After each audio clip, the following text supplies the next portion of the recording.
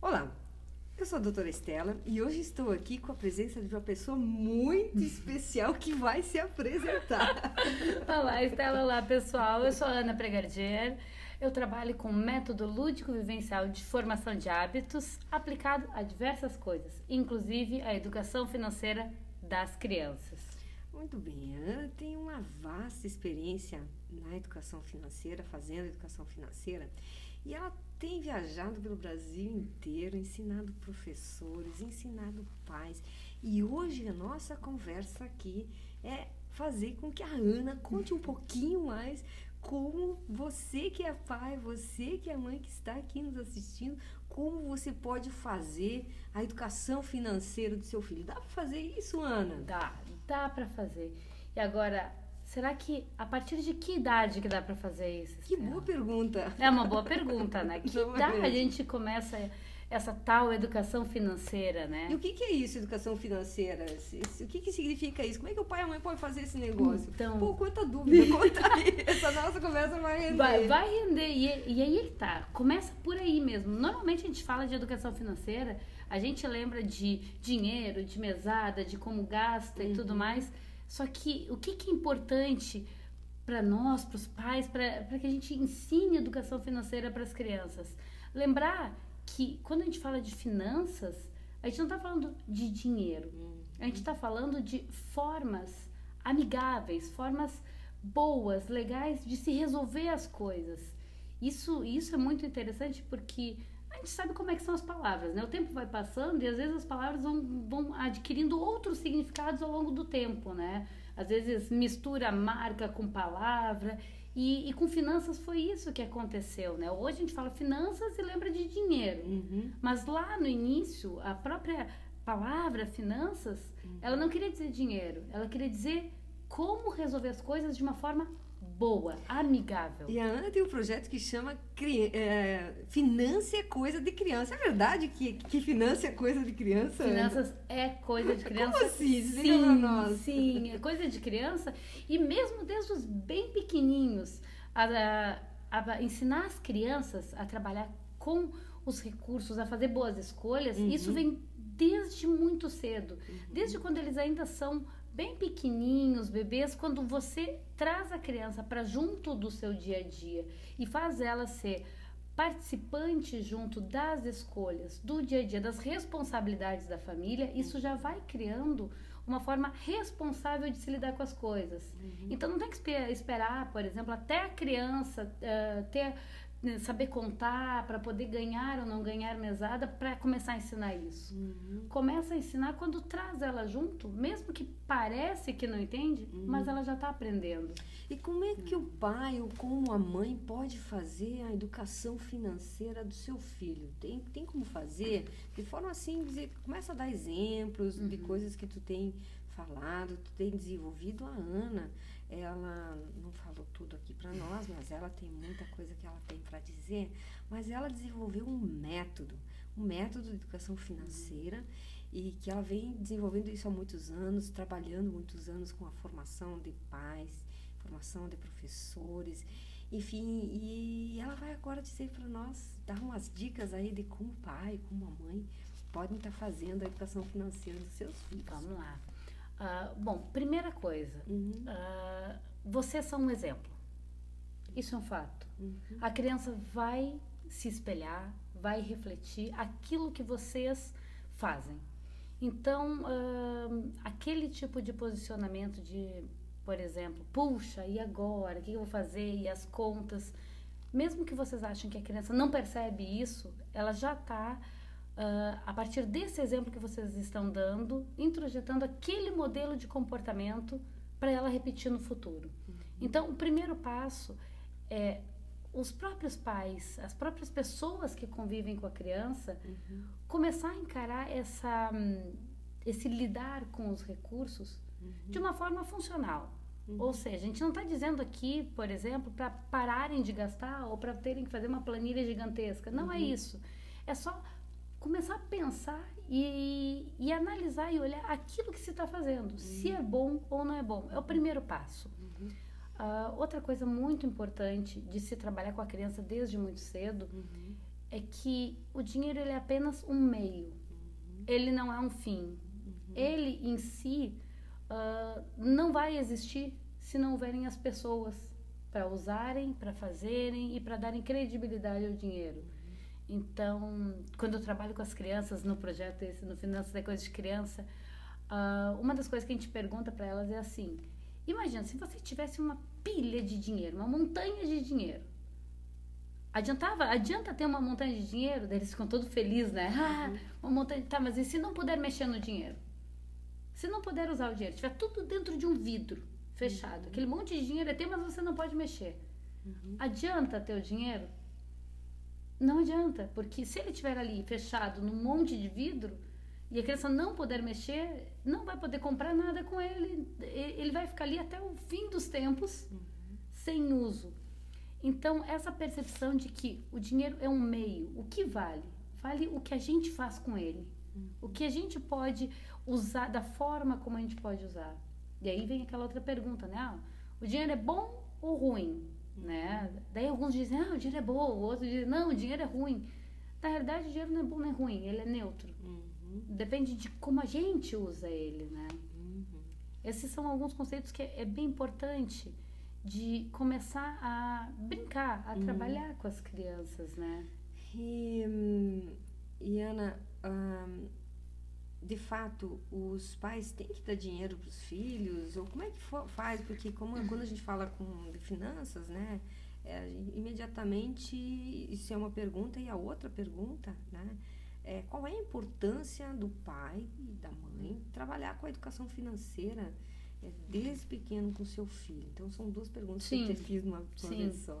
Bom, vamos começar por essa segunda e daí depois a gente passa para o dar ou não dar mesada ou dinheiro, né? Bom, qual a importância? Vou usar um exemplo para isso. Hoje, quando a gente pega as crianças, mesmo os pequenos, a gente percebe que eles têm uma facilidade imensa de mexer no celular, no tablet, em qualquer coisa eletrônica, né? Às vezes eles não sabem nem falar direito e estão mexendo. Ou na televisão, ou nos eletrônicos.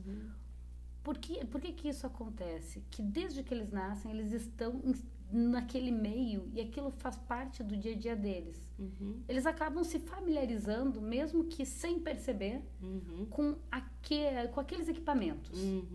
Diferente da gente, eu digo assim, eu acredito que você, alguns dos nossos... A gente não nasceu nessa época. Não nasceu nessa época, então quando a gente pega, olha o manual, é diferente, a gente não estava familiarizado.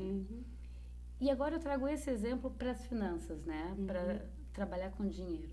Eu lembro quando eu era criança, que quando os adultos iam falar de dinheiro, eles diziam assim, agora é assunto de gente grande, vocês vão brincar lá no quarto. Não sei se você ouvia isso também. Com certeza. Agora é assunto de gente grande, significava que eles iam falar sobre qualquer coisa que tinha a ver com dinheiro. E a gente ia pro quarto.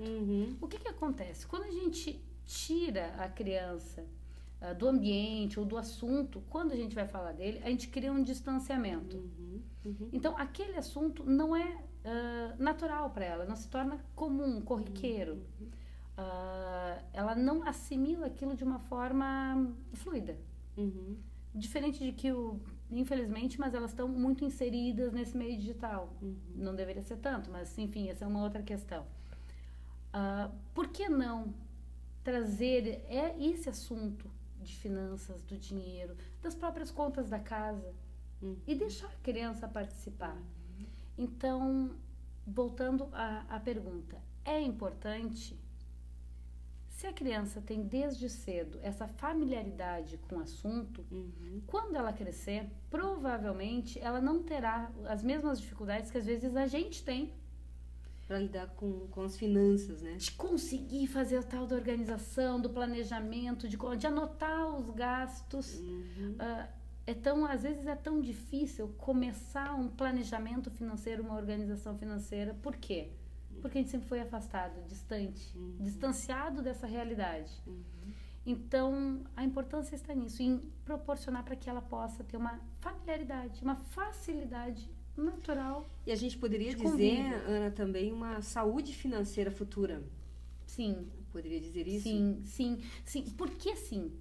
Porque a partir do momento em que ela já lida com aquilo de uma forma natural, funcional, que traga bons resultados. Aqui, quando eu digo bons resultados, eu não estou dizendo aplicar na bolsa e ganhar 1 milhão. Eu estou dizendo que ela vai ter o dinheirinho dela, ou então ela vai ter a roupinha dela, e ela vai cuidar para a roupinha não estragar, para ela ter a roupinha que ela gosta no futuro. Ela vai guardar os brinquedos que estão no chão, porque se deixar ali, alguém pode pisar e quebrar, e se pisar e quebrar, ela não vai ter o brinquedo depois. Na realidade, ali o brinquedo que está no chão nada mais é do que a mesma coisa que o dinheiro, quando ela crescer um pouco mais. É a mesma coisa. Né?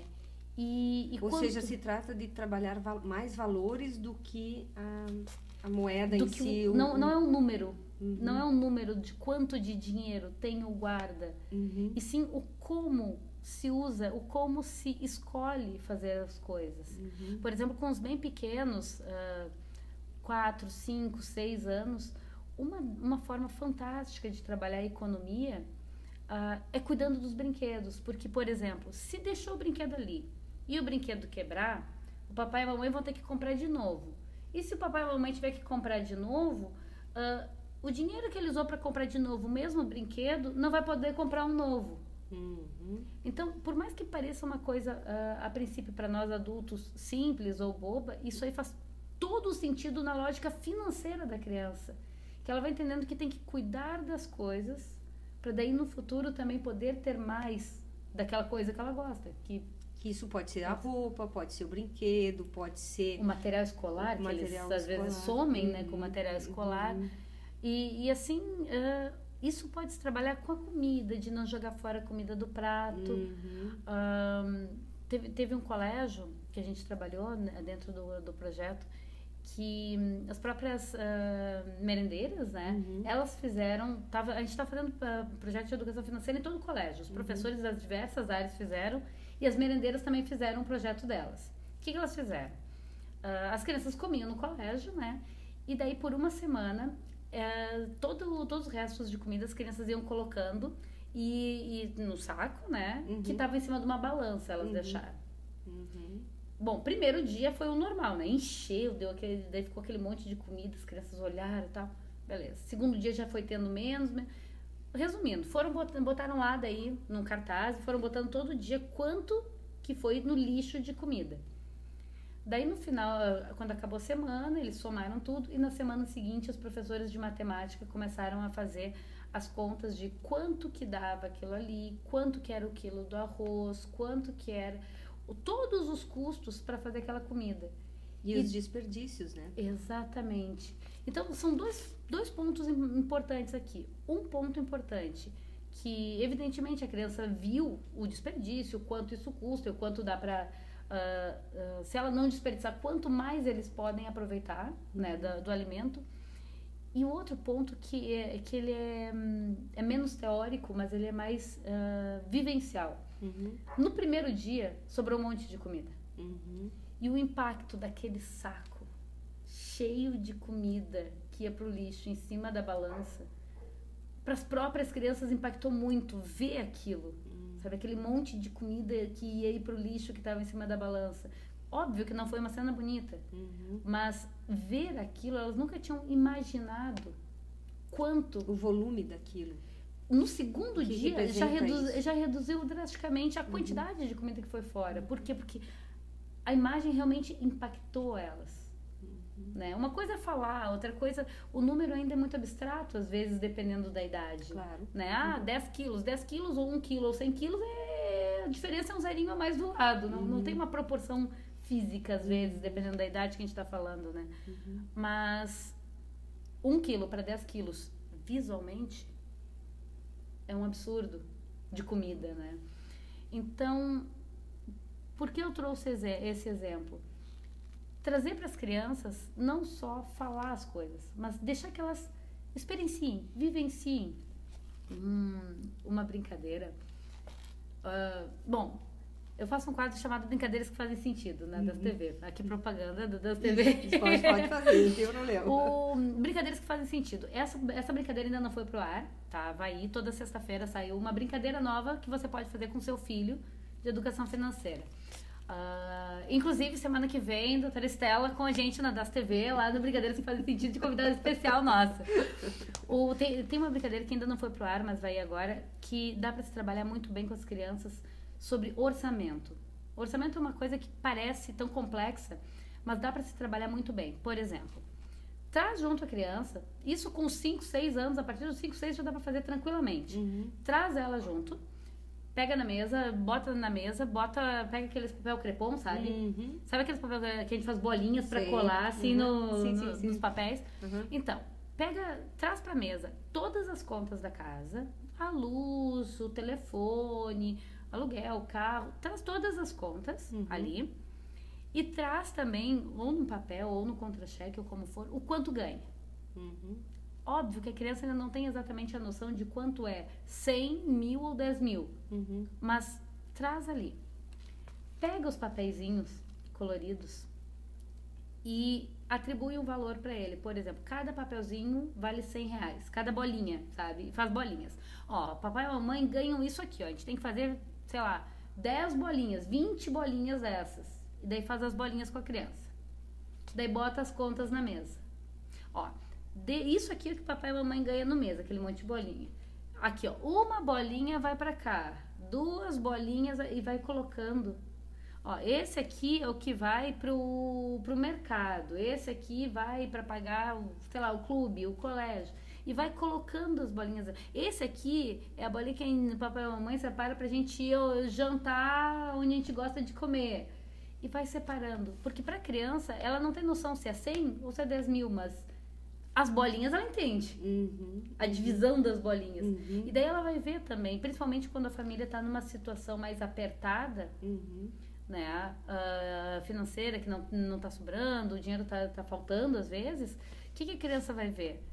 Que as bolinhas já estão todas contadinhas. Se ela precisar ou quiser alguma coisa, o próprio pai e mãe vai dizer assim, tá, mas a gente vai tirar uma bolinha da onde? Da onde? Porque não tem bolinha sobrando. Só tem essa, a gente vai usar pra quê? Pra ir comer aquela pizza que você quer ou pra ir no cinema? Ou vamos guardar pro seu lanche? Porque só tem uma. O que a gente faz com essa uma bolinha que sobrou? É uma brincadeira que mesmo aqueles que ainda não têm a compreensão matemática, é visual. Ele consegue lidar com isso e já aprender. E agora a segunda pergunta, né, de se dar ou não dar dinheiro. Dar mesada. Mesada é uma ferramenta. Eu não diria da mesada, mas assim, se o pai e a mãe devem deixar dinheiro para a criança administrar, não necessariamente a mesada, né? Como é que é esse negócio do dinheiro para a criança? O dinheiro ele tem que vir com algum mérito. É importante que ele venha com mérito. Porque o dinheiro não cai do céu. Pra gente não cai do céu. Pra ninguém cai do céu. Então, no momento em que a gente dá um dinheiro sem um mérito envolvido, isso já desenvolve na criança a compreensão de que sim, eu ganho dinheiro sem precisar fazer nada. O dinheiro cai do céu e o dia que eu for grande, o dinheiro vai cair do céu. Não é consciente dessa forma, mas sim, é o que desenvolve. Então, dar dinheiro para a criança pode se dar? Pode. Não é um problema. A questão é como? Como que você dá? Ela mereceu? O que ela fez? Por exemplo, digamos que vocês peguem aí a conta de luz da casa de vocês. A tua conta de luz lá, digamos que é R$100. Tá? Daí você combina lá com a criança, ó, você é o guardião da luz desse mês. Tudo que a gente conseguir economizar da luz desse mês, do mês passado para esse, eu divido com você. Então, sua conta passou de 100 para 70, por exemplo. Então, R$30 de economia. A criança, ela mereceu ganhar alguma coisa porque ela fez por merecer. Ela fez essa economia para você. E aí, um ponto importante. Você que tinha o custo de 100 e baixou para 70, não pode dar todos os 30 para a criança. Porque senão o seu custo continua igual. Você tem que dividir. Então, se economizou, metade dessa economia fica para você e metade que administrou e metade fica para mim, porque afinal de contas eu que trabalho e pago a luz aqui da casa. Esse é um ponto bem delicado, mas que é bem importante para os pais trabalharem. não dar toda a economia para a criança. Porque se você dá toda a economia para a criança, você continua com o mesmo custo. Logo, não faz sentido, não é uma economia de fato, é uma transferência do custo daqui para lá. Então, é importante que você divida esse lucro, digamos assim, com a criança, né? Então, dar dinheiro pode ser, mas por mérito. Sempre por mérito. Sempre por mérito. E antes da gente finalizar, a Ana, ela escreve livros, ela tem projetos. Eu gostaria de pedir um auxílio para você me alcançar aqui. Como a gente faz tudo ao vivo, cores. A Ana vai apresentar o material que ela tem um site que vocês podem ir lá no site, é muito bacana. Fala aí, Ana, fala pra gente. Pessoal, eu sou escritora também, escrevo livros de educação financeira para crianças, para jovens. Quem quiser visitar no site, o site é intusforma.com.br. Pode entrar também por finançasecoisadecriança.com.br. Tem a página no Face, tudo. E eu vou mostrar um pouquinho para vocês aqui que eu trouxe para Estela. Isso mesmo. Bom, esse aqui é um livro chamado Aventura da Economia. Esse livro, pessoal, ele foi lançado em 2014. Na verdade, de 2013 esse aqui. 2013 é a primeira edição dele. Em 2014, ele ganhou o primeiro lugar como melhor livro infanto-juvenil pela União Brasileira de Escritores lá na Academia Brasileira de Letras, o que é uma grande vitória, assim, com porque não é qualquer um que chega lá, né? E assim, e pensar que é um livro, é de literatura, mas é um livro que fala de educação financeira. Então, além de ser literatura, traz um conteúdo que muito o pai e a mãe podem usar no dia a dia. Então, esse aqui, vocês vão ver que quem quiser dar uma olhada, inclusive esse livro aqui saiu no e-books que fazem sentido das TV, o e-book gratuito, quem quiser, o e-book dele, ele é gratuito, né? Pode pegar. Ele trabalha o que a gente estava falando, de cuidar dos brinquedos, dos materiais. Isso aqui com várias dicas para os pais também saberem como fazer a educação financeira do seu filho. E é interessante que a criança começa a ler, começa a brincar, ela se sente meio que responsável por tirar os personagens aqui de dentro do livro, né? Então ela começa a fazer isso em casa também, é muito legal. Que legal. Esse aqui é o Flor que Dançava.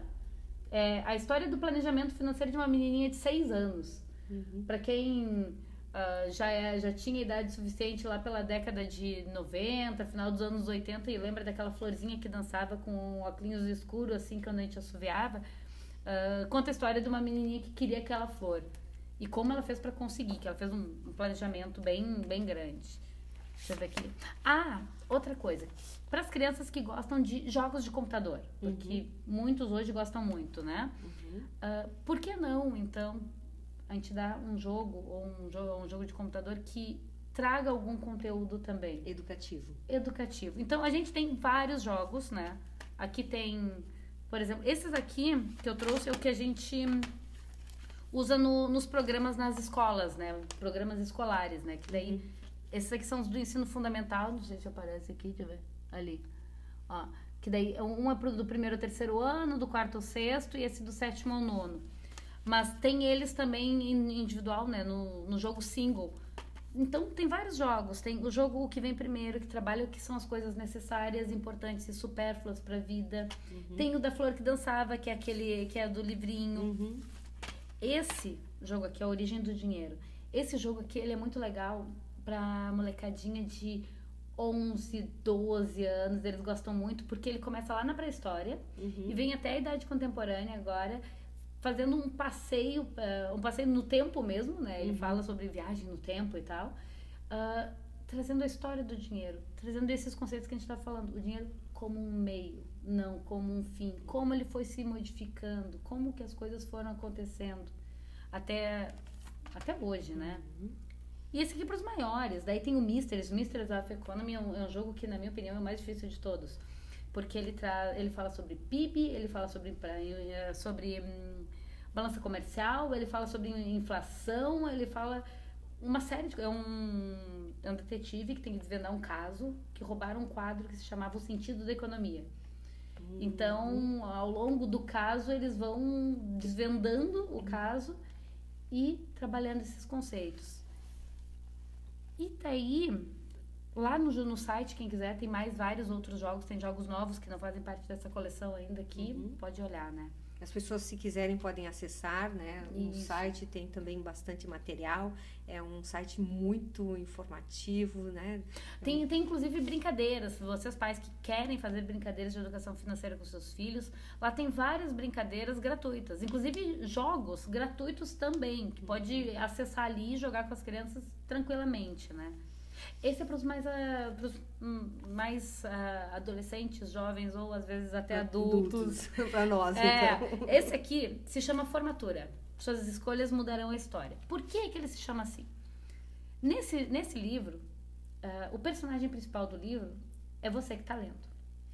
Então você começa a ler aqui e ele diz o seguinte, por exemplo, sua formatura está chegando. É a tua formatura, não é de nenhum outro.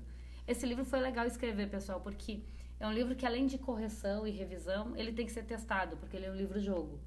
Então, ele foi testado com várias pessoas, desde adolescentes até pais, mães, de todas as idades, até 60 e poucos anos de idade, o pessoal testou o livro também. Por quê? Como é que ele funciona? Você começa, ele é por hashtags, né? E você vai lendo e ele vai te mandando, por exemplo, vou pegar aqui uma...